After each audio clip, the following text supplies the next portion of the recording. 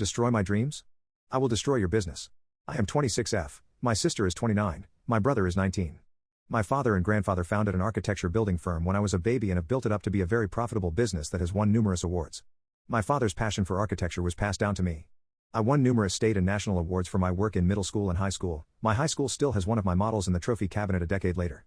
Every summer from middle school, I worked at the business, right from the bottom rung. Photocopying, cleaning, mail sorting, coffee getter. In high school, my role changed from kid earning their allowance at the family business to a proper intern. During the school year, I was expected to have a different job. I sold dollhouses for a while, and I worked fast food/retail for all 4 years of high school.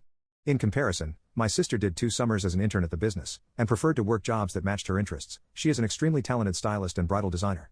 My brother never worked there, as he is disabled and my parents felt that he wouldn't cope, or so I was told. Before I went to college, things went sour for the business due to my grandfather making some poor choices.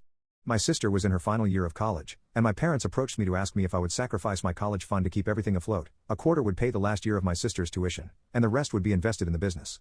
I agreed. Under the following agreement, I would work full-time at the business for 2 years for room, board, use of a family car, and around $250 cash a week. I had dreamt of joining the business as an architect after school, and this would give me 2 years of experience that would be invaluable. After 2 years, my parents would pay my tuition. My parents agreed, and my father even put me in a room with the architects because he knew my aspirations. It was a hard 2 years, but I learned a ton. 2.5 years later, I went away to my second choice school. Unlike my sister, I did have to work through college whilst she was paid an allowance right up to graduation. Fast forward to now, I'm in my last semester of my master's in architecture. I'm also doing night classes in business and business management, and working part-time at a tiny house design firm. Last Christmas, my father and grandfather both mentioned to me how excited they are that I'll soon be qualified to be formally hired. My sister and her fiancé had an engagement dinner recently, and my father stood up to announce that as the newest member of the family, her fiancé would be taking a mid-level position at the business and that he couldn't imagine anyone better suited to learn the ropes and to take on the family business when he and my grandfather are gone. I nearly threw up at the table, but I waited till we got back to the house before I confronted my father. We'd spoken thousands of times over my life about my dreams of taking over the business. That it was the goal I'd worked towards for 2 decades.